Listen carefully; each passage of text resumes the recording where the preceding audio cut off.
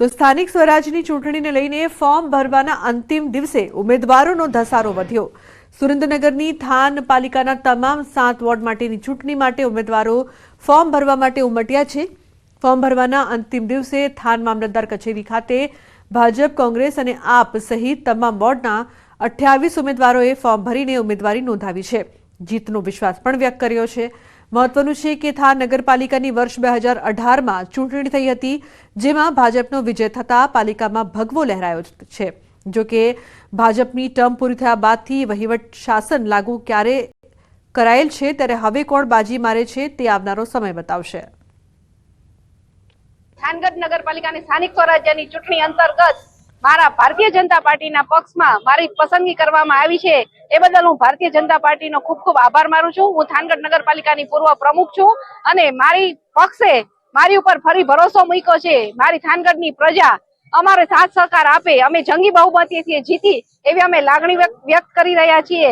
ભારતીય જનતા પાર્ટીએ હંમેશા વિકાસ અને સર્વ જ્ઞાતિને સાથે રહીને ચાલનારી આ પાર્ટી છે। એટલે આ થાનગઢની નગરપાલિકામાં થાનગઢના લોકોએ ભારતીય જનતા પાર્ટીના વિકાસ ઉપર વિશ્વાસ મૂકીને અગાઉ પણ થાનગઢમાં ભાજપનું શાસન હતું અને આગામી સમયમાં પણ વધારે સીટો સાથે અમે ભારતીય જનતા પાર્ટીનું શાસન ફરીથી લાવશું। આવતા દિવસોમાં અમારી કોંગ્રેસ શાસિત નગરપાલિકા આવશે એવો અમને થાનની જનતા ઉપર વિશ્વાસ છે અને એમે આમ આદમી સાથે કોઈ ગઠબંધન કરેલ નથી। ભાજપે પણ 28 ભર્યા છે, આમ આદમીએ પણ 28 ભર્યા છે અને ગામના પ્રશ્નો તો ગામની જનતા જાણે જ છે, પણ આ એક લડાઈ છે એ સત્ય અને અસત્યની છે।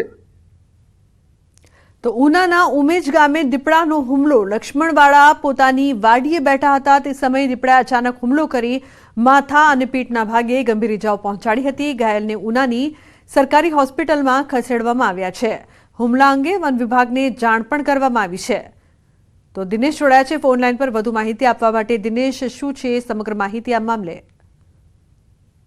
જી બિલકુલ, ખાસ કરીને જે ઉનાનું ઉમેદ ગામ છે ત્યાં આગળની ઘટના છે કે જ્યાં ખેડૂત છે પોતાની વાડીએ જઈ રહ્યા હતા અને તે દરમિયાન જ અચાનક જ દીપડાએ છે તે તેમના ઉપર હુમલો કર્યો છે। જોકે ખેડૂત છે તેમને પીઠના ભાગે અને માથાના ભાગે ગંભીર ઇજાઓ પહોંચી છે અને તેમને હાલ ઉના હોસ્પિટલ ખાતે ખસેડવામાં આવ્યા છે।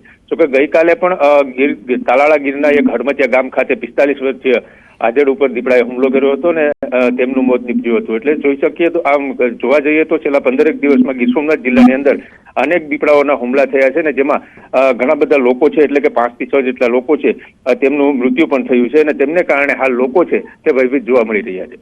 જી બિલકુલ દિનેશ, આભાર સમગ્ર માહિતી બદલ।